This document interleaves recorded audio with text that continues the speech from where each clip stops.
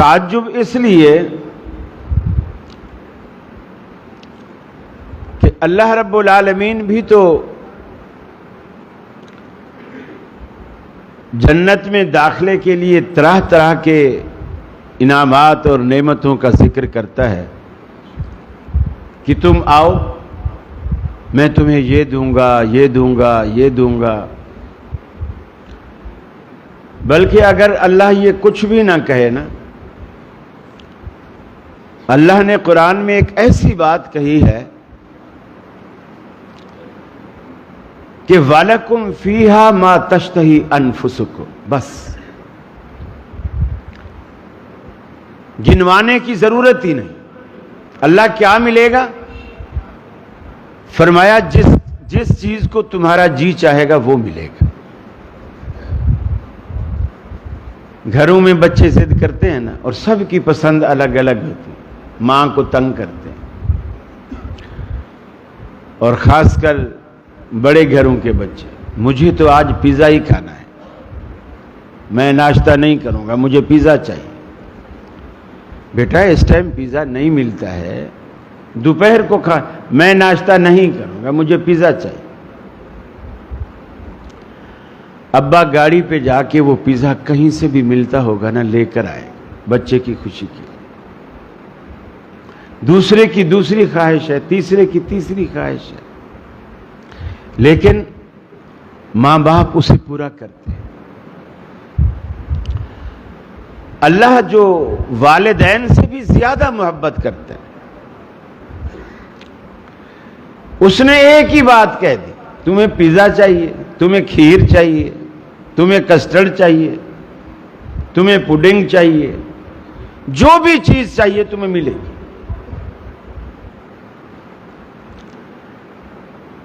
سید عطا اللہ شاہ بخاری رحمۃ اللہ علیہ قرآن کی یہی آیت پڑھ رہے تھے، میں چاہتا ہوں تھوڑا سا آپ جاگ بھی جائیں۔ قرآن کی یہی آیت انہوں نے پڑھی اور تلاوت کی تو ایک گاؤں کا بابا بیٹھا ہوا تھا، حقے کا بڑا شوقین تھا۔ اس نے پوچھا، شاہ صاحب جنت میں حقہ ملے گا؟ انہوں نے کہا، اگر تو حقہ پیتے پیتے جنت میں چلا گیا اور تو نے وہاں جا کر حقے کی خواہش کی تو حقہ تو تجھے ضرور ملے گا، لیکن وہ جو انگار رکھتے ہیں نا، آگ جس پہ تمباکو کے اوپر، وہ آگ لینے کے لیے تجھے دوزخ میں جانا پڑے گا، کیونکہ جنت میں آگ نہیں ہے۔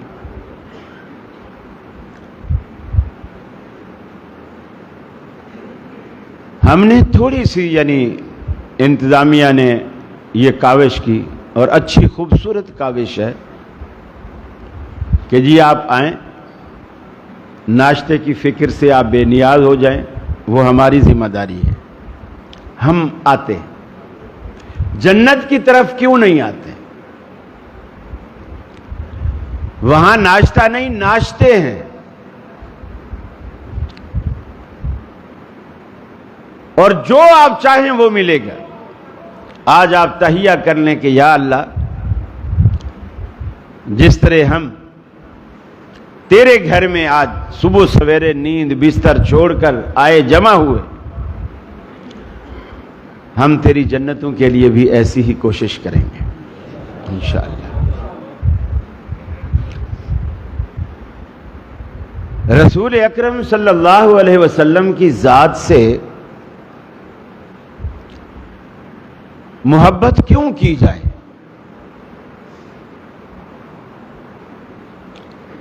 کس تعلق سے کی جائے؟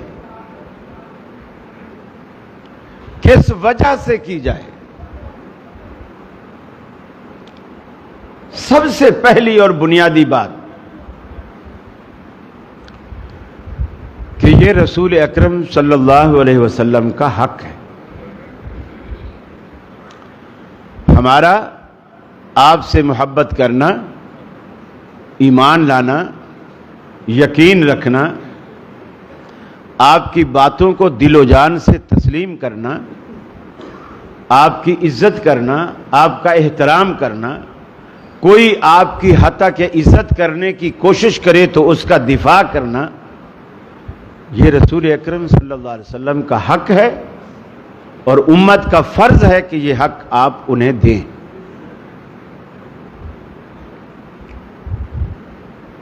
قرآن مجید کی جو آیت کریمہ میں نے آپ کے سامنے سورہ توبہ کی تلاوت کی ہے اور ایک سورہ احزاب سے، اللہ نے انسان کی دکھتی رگوں پہ ہاتھ رکھتے ہوئے 8 چیزیں گنوائیں،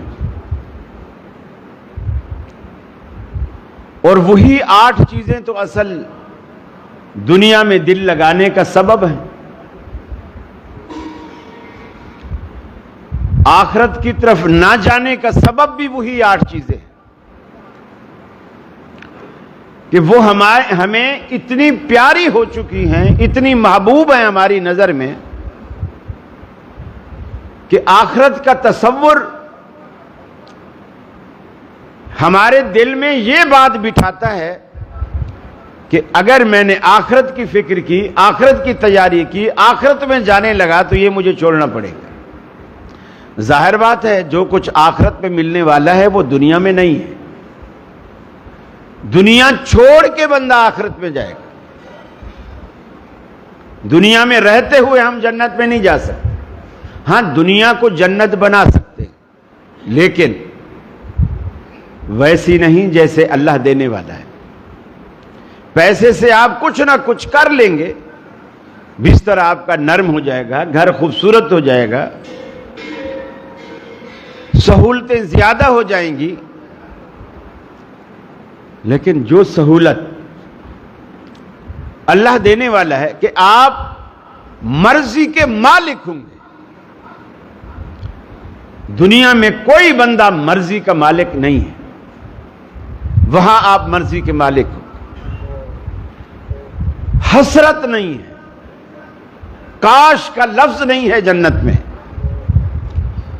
کہ کاش ایسا ہوتا۔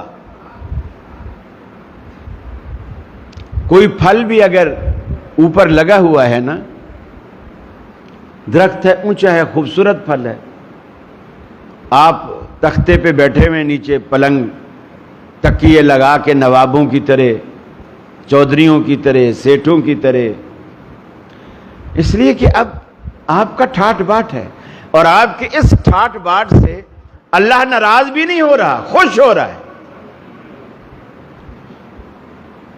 آپ وہیں دیکھ رہے ہیں تکیے کا سہارا لیے نیم دراز ہیں، دل میں خیال آیا یار پھل تو اتنا خوبصورت ہے مگر اونچا ہے، آپ نے کسی سے کچھ نہیں کہا، دل میں خیال آیا۔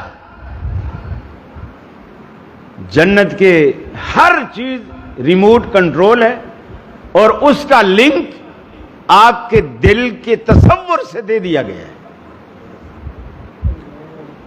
آپ کے دل میں خیال آیا یار یہ تو اتنا اونچا ہے، میں اس کو کیسے کھاؤں گا، بس یہ خیال دل میں آنا تھا، وہ ٹہنی جھک کے آپ کے سامنے آ جائے گی۔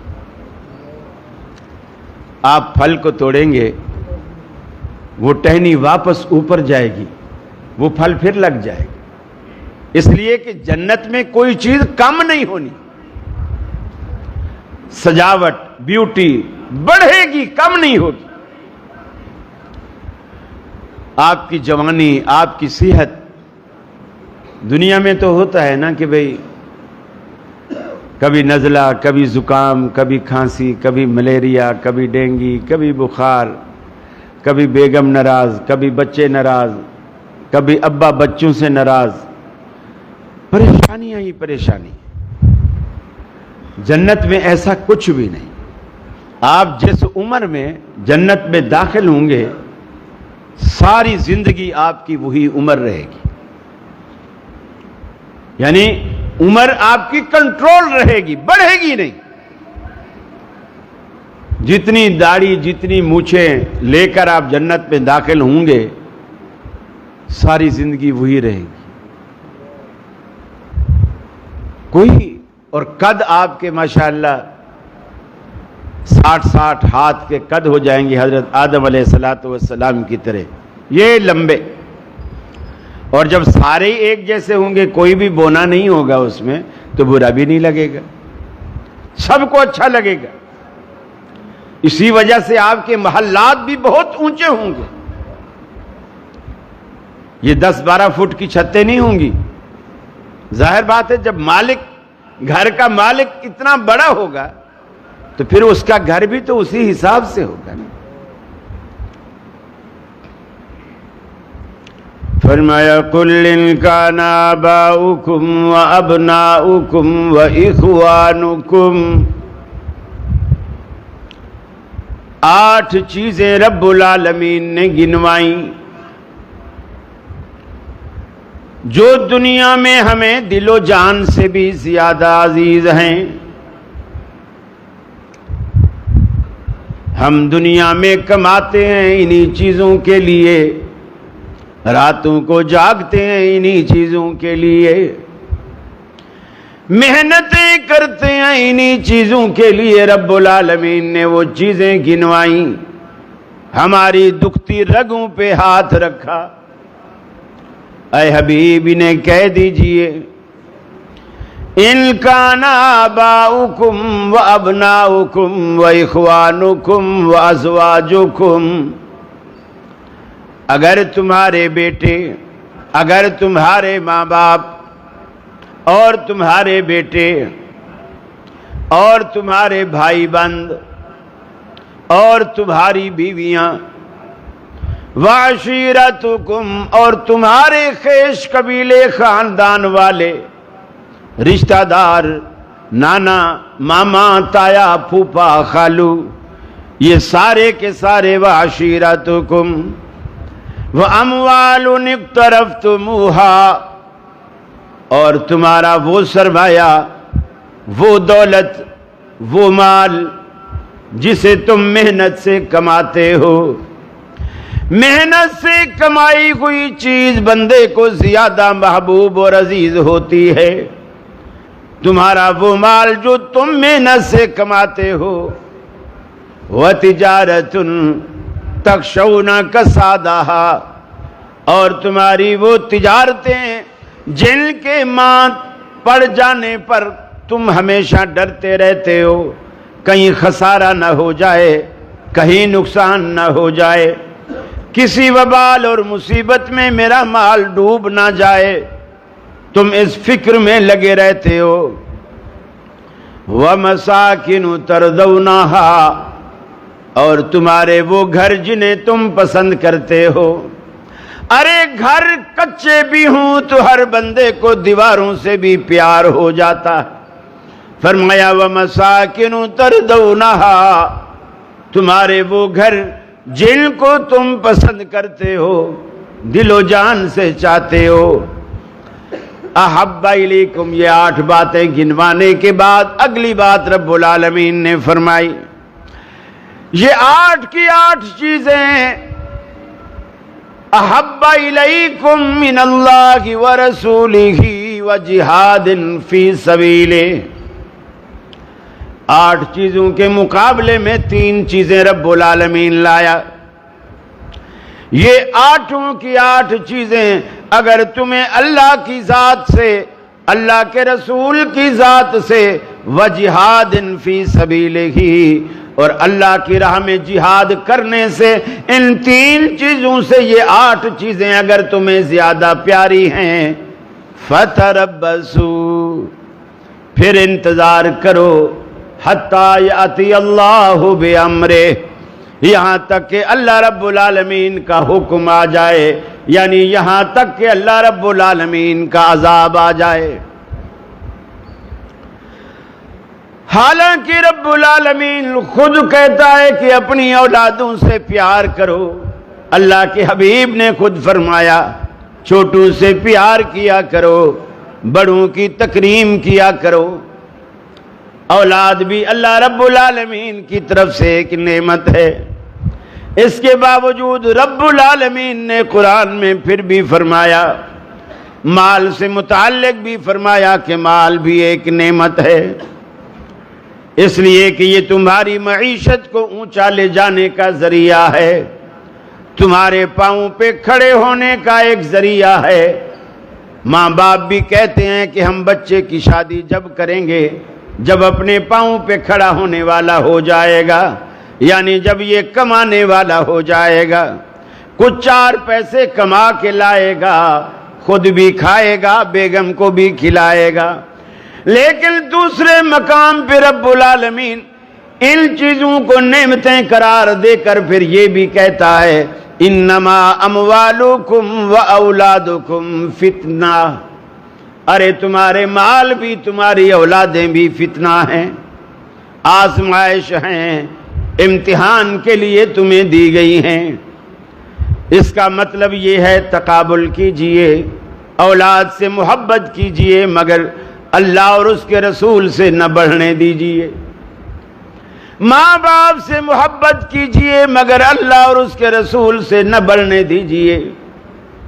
اپنے بھائیوں سے، اپنی بیویوں سے، اپنے خیش قبیلے سے پیار کیجئے مگر اللہ اور اس کے رسول سے اس محبت کو نہ بڑھنے دیجئے۔ اپنی تجارت سے، اپنی دکان سے، اپنے کارخانے سے، اپنی فیکٹری سے، اپنے ہر ذریعہ معاش سے، جو آپ کی حلال روزی کا ذریعہ جو بھی چیز بن رہی ہے اس سے محبت کیجئے مگر اللہ اور اس کے رسول سے اس محبت کو نہ بڑھنے دیجئے۔ وَجِهَادٍ فِي سَبِيلِهِ، جہاں رب العالمین آپ سے آپ کا وقت مانگے، آپ کی جان مانگے، آپ کا جسم مانگے، آپ کا کمایا ہوا سرمایہ مانگے، وہاں آپ اس سے دریغ نہ کریں، فوراً لبیک کہیں، فوراً کہیں الہ العالمین دیا بھی تو نے ہے۔ اور اللہ کریم نے قرآن پاک میں کتنی خوبصورت بات کہی، مومنین کی صفت بیان کرتے ہوئے فرمایا مما رزقناہم ینفقون، جو ہم نے ان کو دیا ہے اس میں سے یہ خرچ کرتے ہیں، اپنا کچھ خرچ نہیں کرتے۔ مما رزقناہم، جو ہم نے ان کو دیا ہے اس میں سے خرچ کرتے ہیں۔ گویا اللہ رب العالمین کہتا ہے اے میرے بندے، یہ لے 5 لاکھ روپیہ پیسے میں تمہیں دیتا ہوں، حج تو کر کے آ، ثواب میں تمہیں دوں گا۔ پیسہ بھی میرا، تو بھی میرا، پیسہ بھی میرا، تو میرے پیسے کو اس کام میں خرچ کر، جنت میں تمہیں دوں گا۔ مما رزقناہم ینفقون، اللہ نے قرآن میں ساری باتیں ہمیں کھول کر بتا دی۔ فتربصوا، اگر تم ان چیزوں کو اللہ کی محبت پر، اللہ کے رسول کی محبت پر اور جہاد فی سبیل اللہ پر اگر ان چیزوں کو ترجیح دیتے ہو، تمہاری اولاد آڑے آ جاتی ہے، ماں باپ آڑے آ جاتے ہیں، بیویاں آڑے آ جاتی ہیں، خیش قبیلہ آڑے آ جاتا ہے، تمہاری تجارتیں آڑے آ جاتی ہیں، تمہارے سرمائے آڑے آ جاتے ہیں، تمہارے گھر آڑے آ جاتے ہیں، تو پھر اللہ کے عذاب کا انتظار کرو۔ قرآن پاک نے ہر بات کھول کھول کر بتا دی۔ حدیث میں آتا ہے کہ سیدنا فاروق اعظم رضی اللہ تعالی عنہ رسول اکرم صلی اللہ علیہ وسلم کا ہاتھ بڑی محبت سے پکڑ کر، جیسے دو دوست جاتے ہیں ہاتھ میں ہاتھ ڈال کے، ہاتھ میں ہاتھ ڈالا ہوا ہے اور چل رہے ہیں، چلتے چلتے حضرت عمر کے دل میں خیال آیا، وہ زبان پر لے آئے۔ وہ سچے اتنے لوگ تھے، جھوٹ نہیں بولتے، سامنے والے کو خوش کرنے کے لیے جھوٹ نہیں بولتے، جو بات دل میں ہے وہی بات زبان پر ہے۔ منافقت نہیں تھی ان لوگوں، نفاق نہیں تھا، جیسے باہر ہے ویسے اندر ہے۔ سیدنا فاروق اعظم رضی اللہ تعالی عنہ نے چلتے چلتے کہا یا رسول اللہ صلی اللہ علیہ وسلم، میں آپ سے بہت محبت کرتا ہوں، دنیا کی ہر چیز سے زیادہ محبت کرتا ہوں. انت حب الیہ من کل شیء، ہر چیز سے آپ مجھے زیادہ محبوب ہیں. الا من نفسی، سوائے میری جان کے. یعنی میری جان سے آپ زیادہ پیارے نہیں ہیں، لیکن باقی ہر چیز سے زیادہ پیارے ہیں. یہاں بھی جھوٹ نہیں بولا، جو بات دل میں تھی وہی کہی. ورنہ رسول اللہ صلی اللہ علیہ وسلم کا دل جیتنے اور دل رکھنے کے لیے یہ بھی کہا جا سکتا تھا کہ میری جان سے بھی آپ زیادہ محبوب ہیں. نبی کریم صلی اللہ علیہ وسلم نے فرمایا والذی نفسی بیدہ، قسم ہے اس ذات کی جس کے ہاتھ میں میری جان ہے، حتی اکون احب الیک من نفسک، تو جب تک اپنی جان سے بھی مجھ سے زیادہ محبت نہ رکھے، ایمان کا کوئی فائدہ نہیں ہے. ایمان کا کوئی فائدہ نہیں.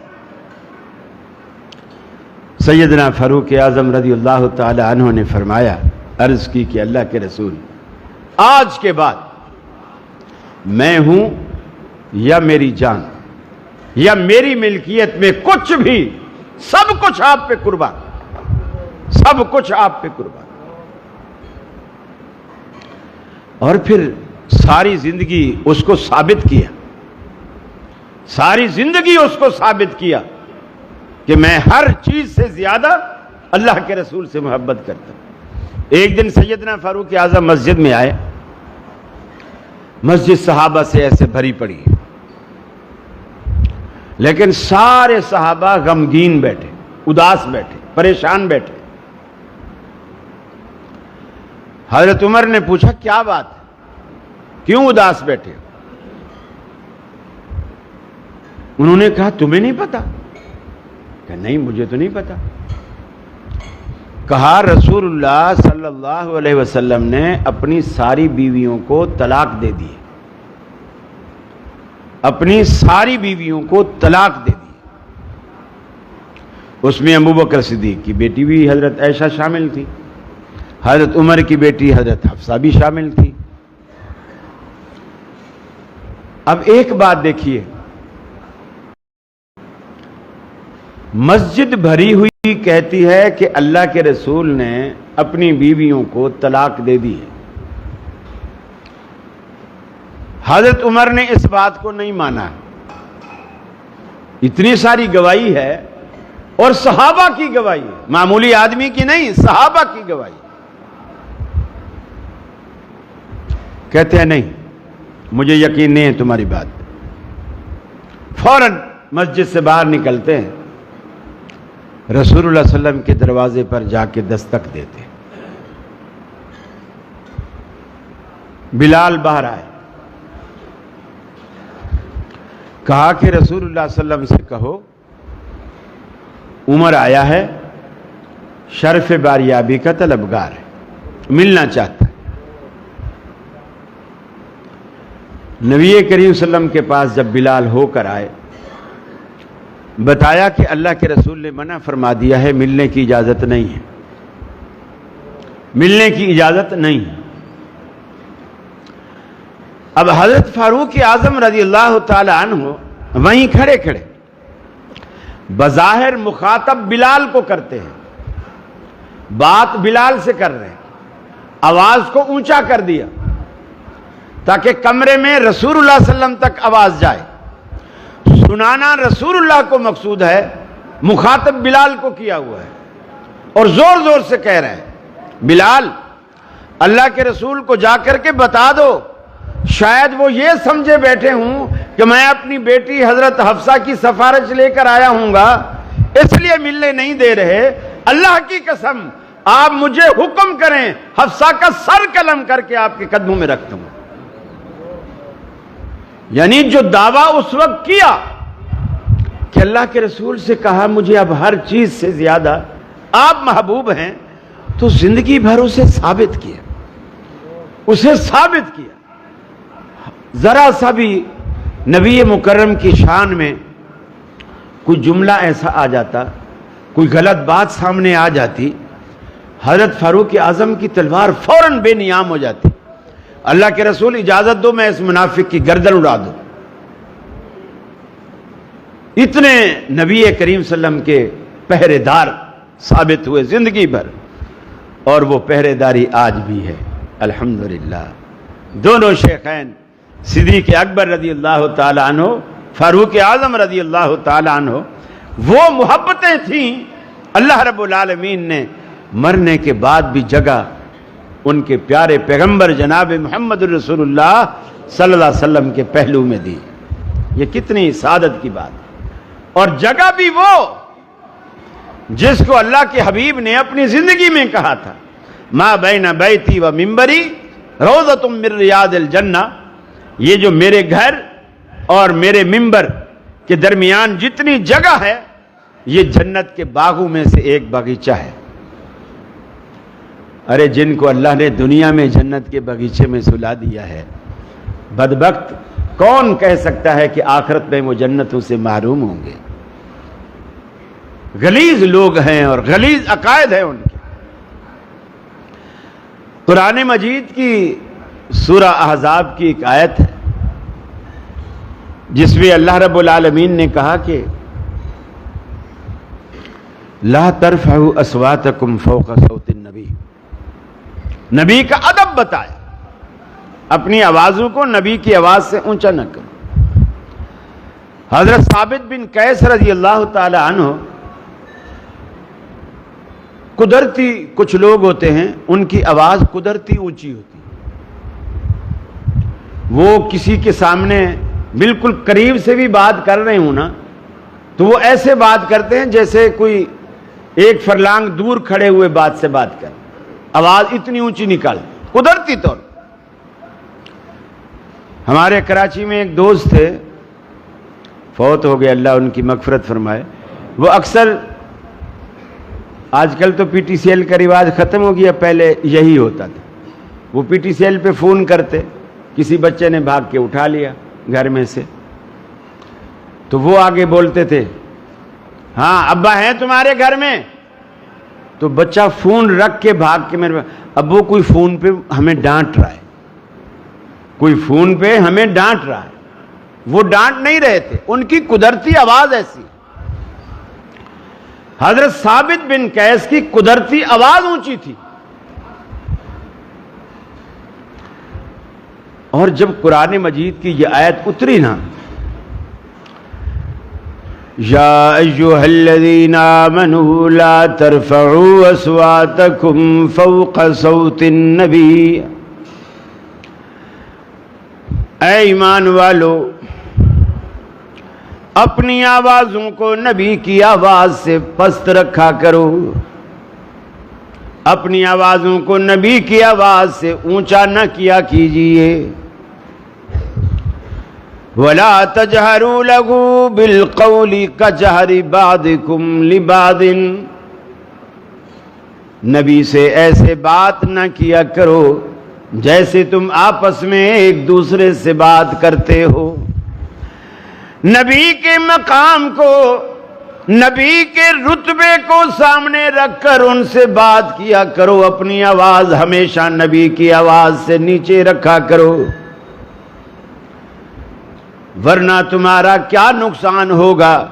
ان تحبط اعمالکم وانتم لا تشعرون, تمہاری زندگی کے سارے عمل برباد ہو جائیں گے اور تمہیں پتہ تک بھی نہیں چلے گا, تمہیں احساس بھی نہیں ہوگا, تمہیں شعور بھی نہیں ہوگا, تمہارے عمل غارت ہو جائیں گے.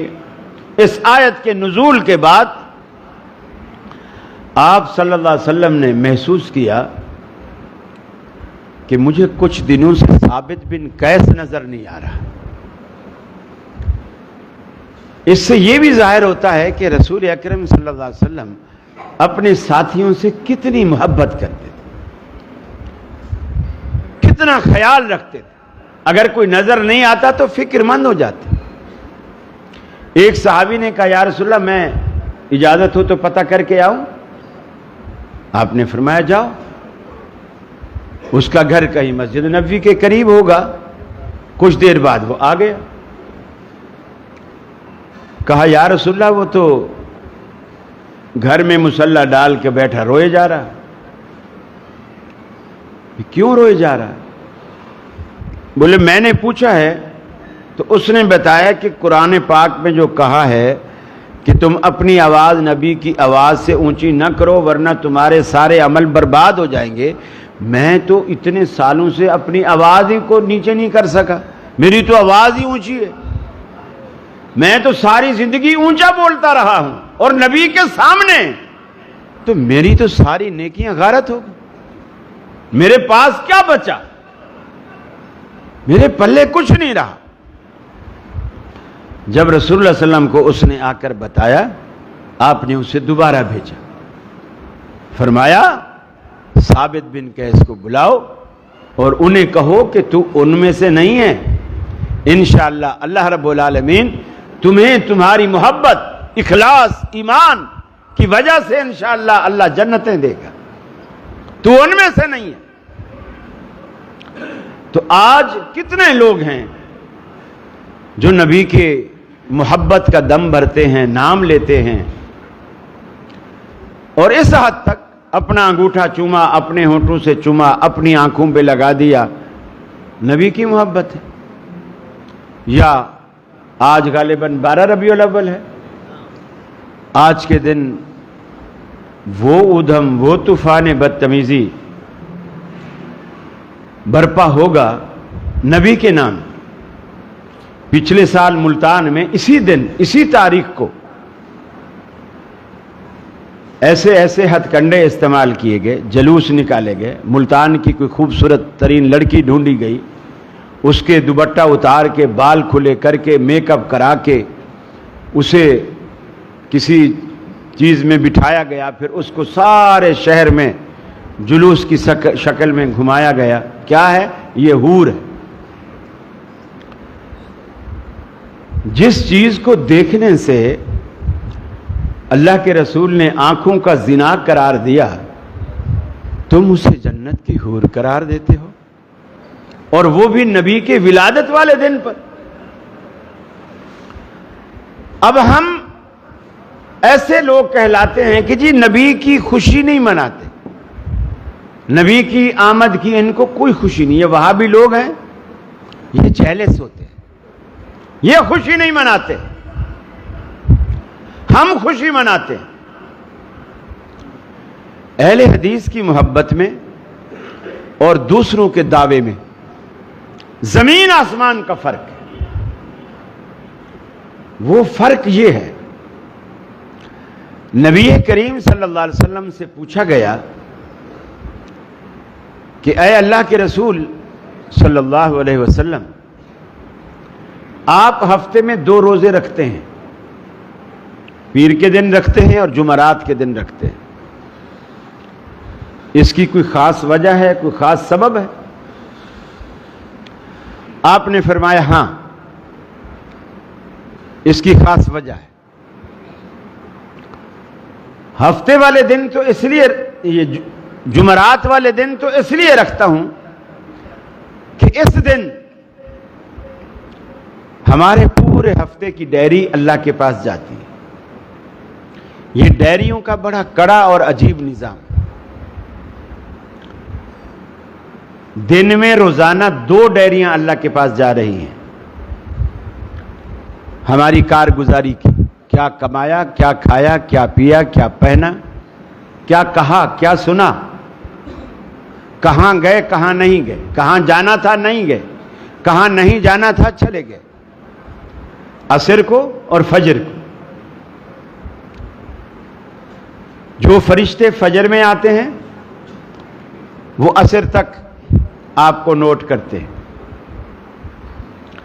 اور جو عصر کو آتے ہیں وہ مغرب، عشاء اور ساری رات اور پھر فجر تک آپ کو نوٹ کرتے ہیں.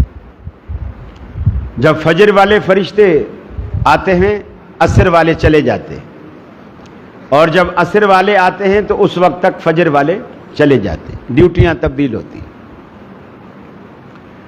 ایک کرامن کاتبین ہے جو ہمارے کندھوں پہ بیٹھے، ہم جب سے بالغ ہوئے، سمجھدار ہوئے، یہ ہماری ہسٹری لکھ رہے ہیں، کچھ بھی تو نہیں چھوڑتے۔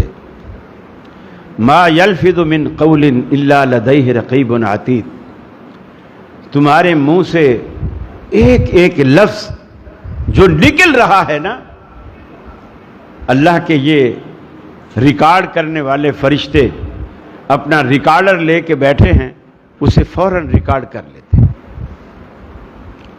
یہ جب ہم مریں گے یہ ڈائری اس وقت جائے گی، ایک سالانہ ڈائری جو شب قدر میں اللہ کے پاس جاتی،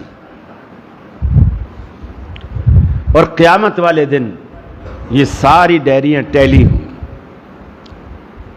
اور پھر ایک رجسٹر کی شکل میں ان کا اندراج ہو رہا ہے، جو قیامت والے دن ان ساری ڈائریوں کی روشنی میں تیار ہونے والا رجسٹر اللہ کھول کے ہمارے سامنے رکھ دے گا۔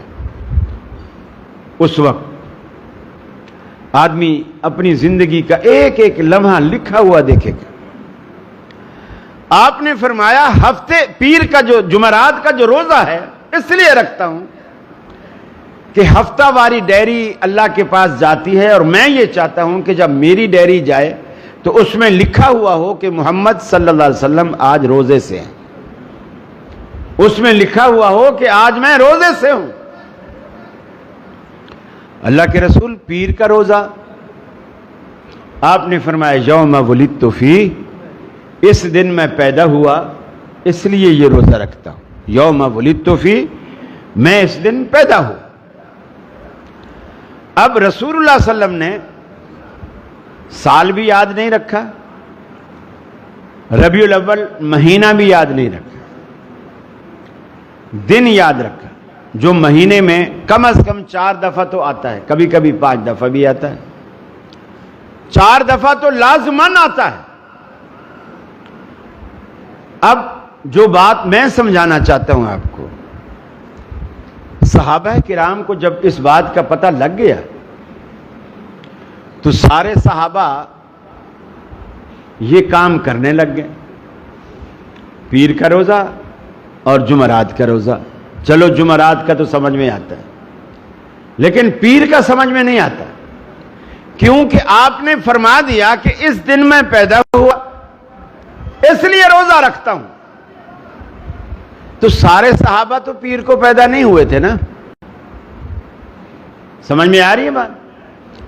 کوئی جمعرات کو پیدا ہوا ہوگا، کوئی جمعے کو، کوئی منگل کو، کوئی بدھ کو، لیکن صحابہ سارے پیر کا روزہ رکھتے، اپنی پیدائش والے دن کا نہیں رکھتے۔ حالانکہ یہ بھی ایک لاجک نکالی جا سکتی تھی کہ اللہ کے رسول اپنی پیدائش کے دن پہ روزہ رکھتے ہیں تو ہم بھی اپنی پیدائش کے دن پہ روزہ رکھیں گے، یہ بھی سنت سے مخالف نہیں تھا۔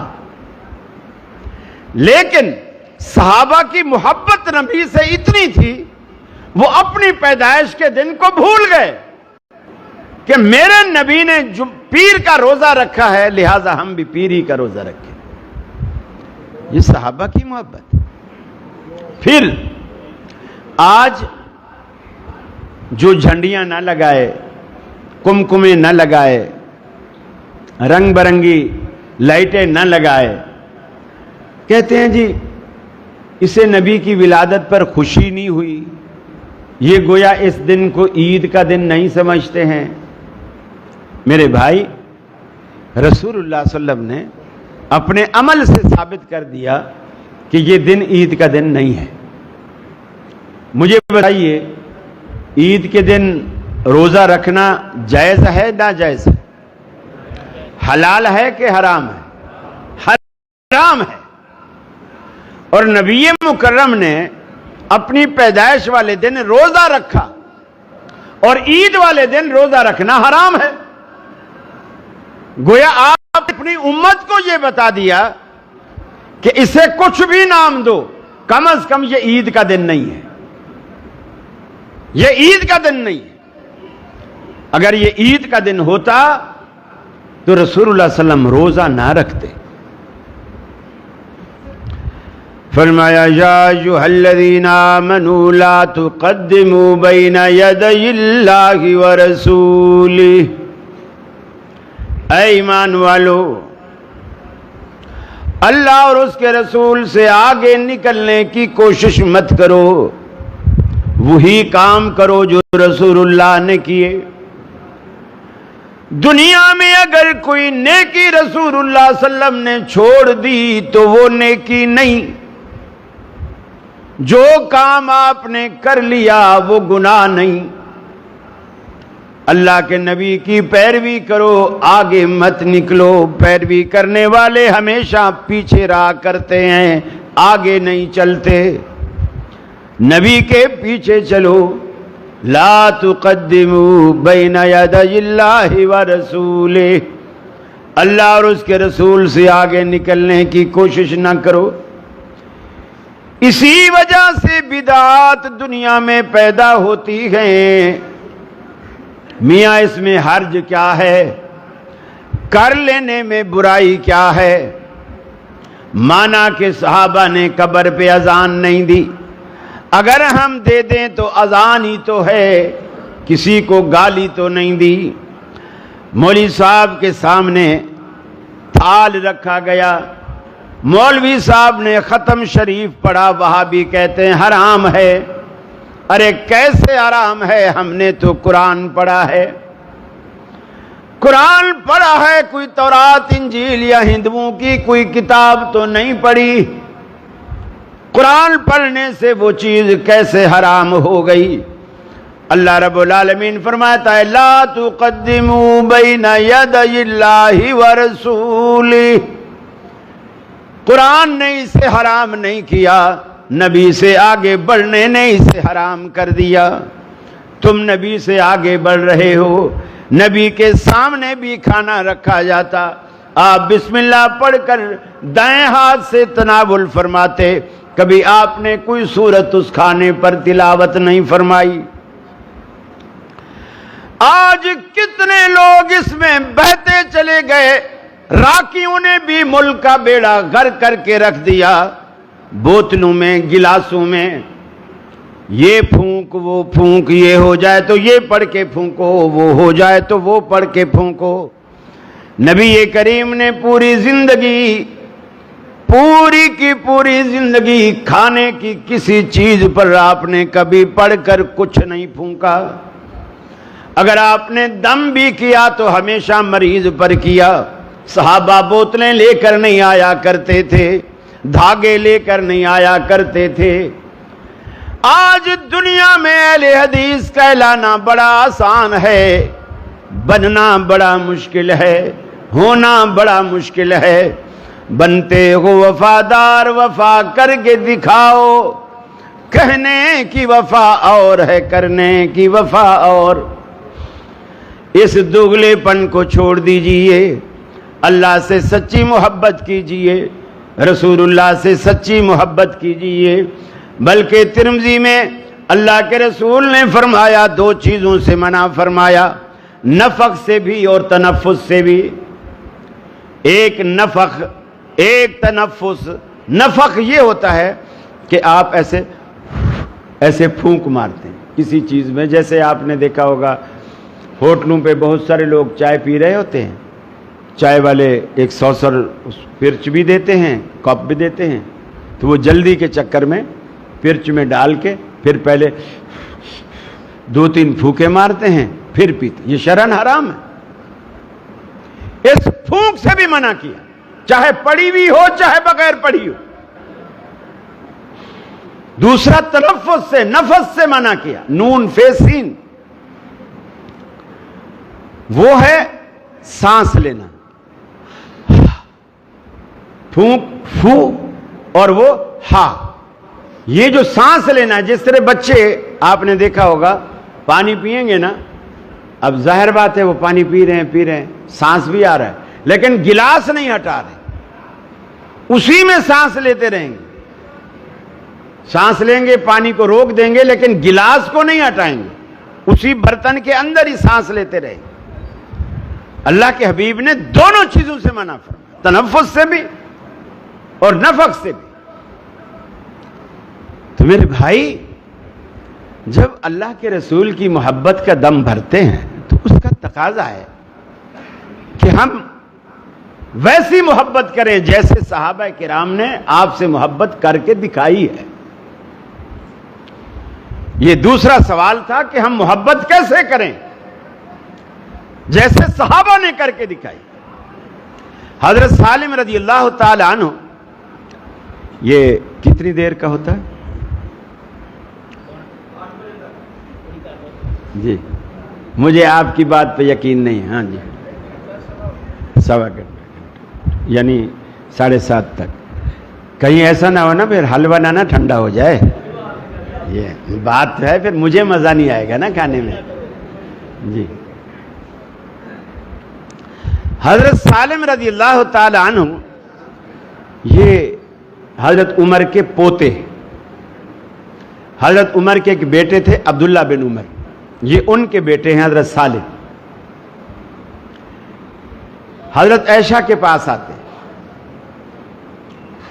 پوچھتے امی جان ایک مسئلہ بتاؤ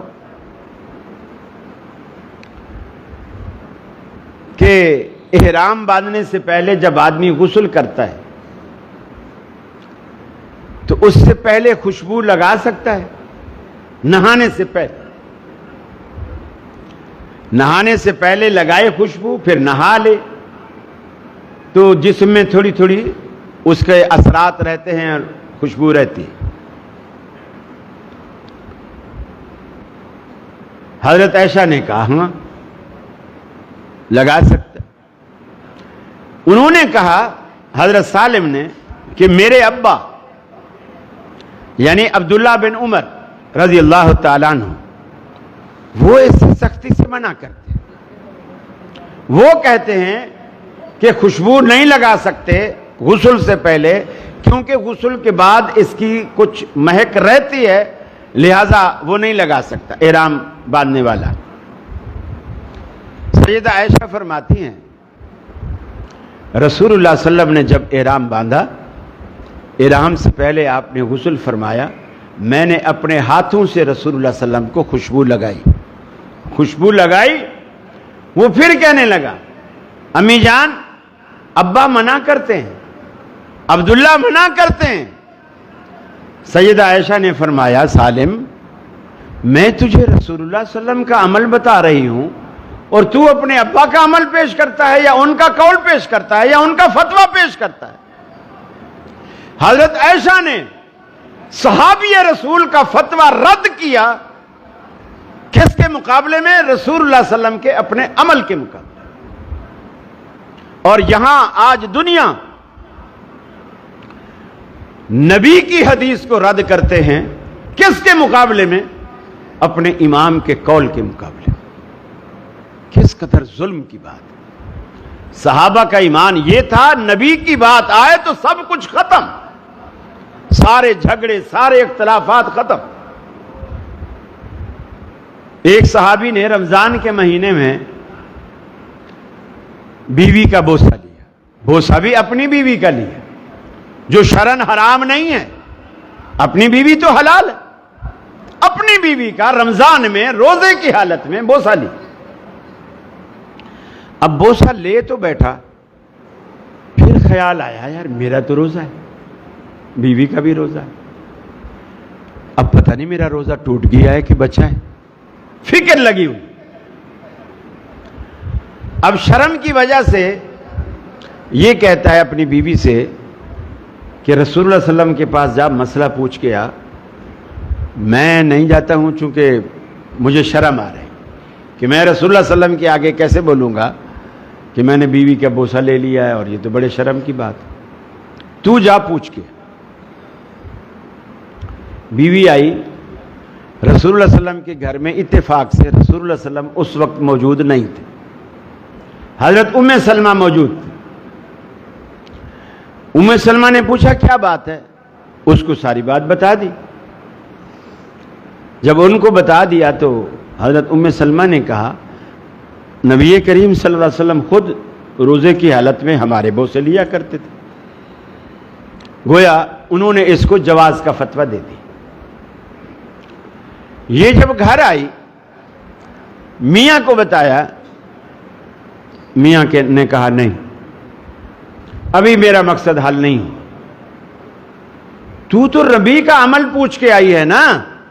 لسنا مثل رسول اللہ صلی اللہ علیہ وسلم, ہم اللہ کے رسول کے جیسی تھوڑی ہے. ممکن ہے ان کے لیے کوئی خاص ہو, اللہ نے ان کو اجازت دے رکھی ہو. یہ وضاحت کر کے آ کہ ہمارے لیے کیا حکم ہے. نبی کا عمل مل گیا ہے, پھر بھی ڈر رہا ہے, کیونکہ لسنا مثل رسول اللہ صلی اللہ علیہ وسلم, ہم اللہ کے رسول کے جیسے نہیں ہیں. یہ پوچھ کے آ کہ امت کے لیے کیا حکم. وہ دوبارہ آئے. اب اتفاق سے رسول اکرم صلی اللہ علیہ وسلم موجود تھے, لیکن وہ بھی شرم کی وجہ سے آپ کے پاس نہیں آئے, ام سلمہ کے پاس گئے اور کان میں آہستہ آہستہ بات کر رہی ہے کہ میرے میاں نے کہا کہ دوبارہ پوچھ کے آ کہ ہمارے لیے کیا حکم ہے. وہ تو نبی کا عمل ہے, ہمارے لیے کیا حکم. وہ جو آہستہ آہستہ, جسے کراچی کی اصطلاح میں خسر بسر کہتے ہیں,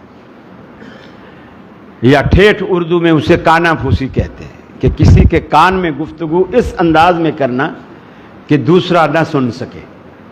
وہ رسول اللہ صلی اللہ علیہ وسلم سے بچنا چاہ رہی ہے کہ ان تک آواز نہ جائے. ام سلمہ کو ساری بات بتانا چاہ رہی ہے. نبی مکرم نے دیکھ کر پوچھا,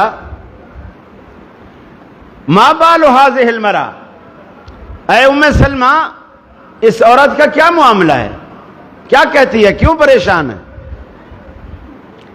حضرت ام سلمہ نے کہا اللہ کے رسول اس طرح رمضان ہے اور روزہ ہے اور اس کے میاں نے اس کا بوسہ لے لیا ہے, یہ مسئلہ پوچھنے آئی ہے, روزہ بچا کے گیا. آپ نے فرمایا اما اخبر تھے, تو نے ہماری خبر اس کو نہیں دی, ہمارا طریقہ اس کو نہیں بتایا. ام سلمہ نے کہا یا رسول اللہ یہ پہلے بھی آئی تھی, میں نے یہی بتایا تھا کہ اللہ کے رسول ایسا کر لیتے ہیں. اس کے خامد نے دوبارہ بھیجا ہے کہ وہ تو رسول ہیں, ہم تو رسول نہیں ہیں, امتیوں کے لیے کیا ہو. فغضب رسول اللہ صلی اللہ علیہ وسلم, اللہ کے رسول غضبناک ہو گئے, غصے میں آ گئے. فرمایا تم یہ سمجھتے ہو رسول کی اور امت کی شریعت الگ الگ ہے. میرے لیے اللہ الگ حکم دیتا ہے, تمہارے لیے الگ حکم دیتا ہے. اللہ کی قسم میں تم سب سے زیادہ اللہ کے قریبی ہوں, اللہ سے ڈرنے والا ہوں اور اللہ کے حکم کو فالو کرنے والا ہوں. جو بات اترتی ہے پہلے میں عمل کرتا ہوں, پھر امت کو بتاتا ہوں. مسئلہ حل ہو گئی, واضح ہو گئے. لیکن یہاں قول رسول کو یا فعل رسول کو وہ اہمیت, وہ حیثیت نہیں دی جاتی. محبت ویسی کرنی چاہیے جیسی اللہ کے رسول سے محبت کرنے کا تقاضا ہے. اور وہ کیسا ہے آپ نے اپنے الفاظ میں اس کو یوں بھی بیان فرمایا. ہمارے لوگ تو آپ کی ذات سے پیار کرتے ہیں, آپ کی ذات پہ میں قربان جاؤں. ساری رات, یہ جو رات گزری ہے نا, لوگوں نے نعتیں پڑھی, قوالیاں پڑھی, ڈھول ڈھبکے, یہ وہ سب کچھ ہوا. ہمارے علماء بھی تعریفیں کرنے پہ آئیں گے, آسمان زمین کے کلابے ملا دیں گے. واللیل کا ترجمہ کریں گے نبی کی زلفیں, والضحیٰ کا ترجمہ کریں گے نبی کا مکھڑا, یاسین کا ترجمہ کریں گے نبی کا صحرا, طٰہٰ کا ترجمہ کریں گے نبی کا تاج. یہ کس مفسر نے یہ تفسیر کی ہے حروف مقطعات کی؟ یہ کس نے کہا؟ اور پورے قرآن میں اللہ رب العالمین نے ایک مرتبہ بھی نبی کے حلیے کی تعریف نہیں کی پورے قرآن میں, کہ آپ کا قد لمبا تھا, آپ کا رنگ گورا تھا, آپ کے ہونٹ گلابی تھے, آپ کی ناک کھڑی تھی, آپ کی آنکھیں موٹی تھی, آپ کی زلفیں سیاہ تھیں. پورے قرآن نے آپ کے دانت موتیوں کی طرح چمکتے تھے. پورے قرآن نے کسی ایک چیز کی تعریف نہیں کی, کیونکہ یہ چیز تو اللہ نے خود بنائی ہے نا. ہاں قرآن نے جو تعریف کی ہے وہ نبی کی زندگی کی تعریف کی، کیونکہ زندگی جو آپ نے گزاری ہے، جو آپ کی سیرت النبی کا مطلب ہوتا ہے زندگی گزارنے کا نبوی سلیقہ۔ نبی کریم نے اپنی زندگی کو کیسے گزارا، یہ سیرت ہے نبی مکرم صلی اللہ علیہ وسلم کی، اس کی قرآن نے تعریف کی ہے جگہ جگہ، نبی کی سیرت کی، نبی کی زندگی کی، اور یہی ہمارے لیے حکم ہے۔ اور اللہ کے رسول نے بھی فرمایا من احب سنتی فقد احبنی ومن احبنی کان معی فی الجنہ، مجھ سے وہی پیار کرتا ہے جو میری سنت سے پیار کرتا ہے، جس نے میری سنت سے پیار کیا اس نے گویا مجھ سے پیار کیا۔ وَمَنْ أَحَبَّنِي كَانَ مَعِيَ فِي الْجَنَّةِ، مجھ سے محبت کرنے والوں تمہیں یہ فائدہ ہوگا کہ رب العالمین جنتوں میں تمہیں میرا ساتھ نصیب کرے گا۔ اگر آپ کو جنتوں میں اللہ کے رسول کا ساتھ چاہیے، میرے مسلمان بھائیوں اپنے چہروں کو اللہ کے رسول کی سنت سے سجا لیجئے، اللہ کے رسول کی سنت سے اپنے چہروں کو مزین کیجئے، کیونکہ اللہ کے رسول کا وعدہ ہے من احب سنتی فقد احبنی، جو میری سنتوں سے پیار کرے گا وہی گویا مجھ سے پیار مانا جائے گا۔ اس پیار کا تمہیں یہ فائدہ ہوگا جنتوں میں میں تمہیں اپنے ساتھ لے کر چلوں گا۔ صحابہ تڑپا کرتے تھے اللہ کے رسول دنیا میں روز ہم آپ سے ملتے ہیں، کبھی آپ کو وضو کرواتے ہیں، کبھی آپ کے پیچھے نماز پڑھتے ہیں، آپ کی زیارت ہو جاتی ہے، جنتوں میں آپ کا رتبہ بڑا اونچا ہوگا، آپ کا محل بڑا اونچا ہوگا، ہم تو اتنے اونچے نہیں ہوں گے، ہم تو نیچے ہوں گے۔ آپ کو دیکھنے کا دل کرے گا، ملنے کا دل کرے گا، کیسے ملیں گے؟ دیکھو صحابہ کی تمنا دیکھو، آرزو دیکھو، دنیا تو ان کے آگے گویا مچھر کے پر کے برابر بھی اس کی کوئی حیثیت نہیں، آخرت کے مقابلے میں۔ حضرت عوف بن مالک رضی اللہ تعالی عنہ ایک جنازے میں کھڑے ہوئے، پہلی صف، رسول اللہ نے جنازہ پڑھایا، کسی صحابی کا جنازہ ہے۔ عوف بن مالک کہتے ہیں کہ میں نے جنازے میں دو کام کیے، دو کام۔ ایک کام تو یہ کیا کہ جب رسول اللہ صلی اللہ علیہ وسلم دل کی گہرائی سے رو رو کر اس صحابی کے لیے مغفرت کی دعائیں کر رہے تھے، میرے دل میں جنازے کے اندر یہ تڑپ پیدا ہو گئی، کاش اس میت کی جگہ میری میت ہوتی۔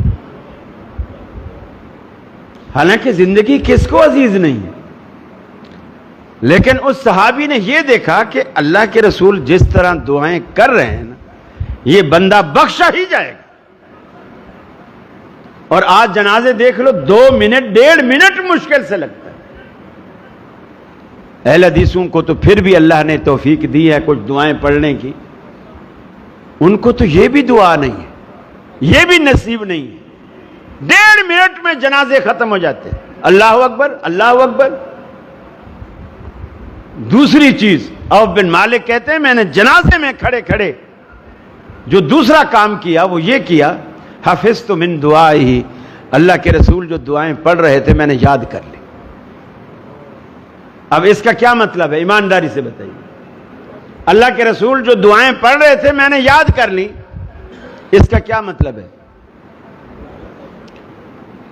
جی، اللہ کے رسول نماز جنازہ بلند آواز سے پڑھا، وہ سنا ہے تو یاد کیا ہے نا، نبی کی دعاؤں کو سنا ہے تو یاد کیا ہے۔ حفظت من دعائہ۔ میرے بھائیوں اپنے جنازے بھی نبی کی سنت اور طریقے کے مطابق کرو، اپنے مردوں کا حق ادا کرو۔ یہ میت کا حق ہے کہ آپ اسے دعاؤں کے ساتھ رخصت کریں. اور نبی رحمت صلی اللہ علیہ وسلم نے زندگی کے ہر فیلڈ میں اپنی رہنمائی چھوڑی ہے. اللہ سے دعا ہے اللہ رب العالمین مجھے بھی اور آپ کو بھی عمل کی توفیق عطا فرمائے, ہمیں نبی مکرم کا متبع بنائے, آپ کی سنتوں سے پیار کرنے والا بنائے. اور صحابہ کرام, ہم صحابی تو نہیں بن سکتے لیکن صحابہ کرام جیسے جذبات اللہ رب العالمین ہم میں بھی پیدا فرمائے. وآخر دعوانا ان الحمد للہ رب العالمین.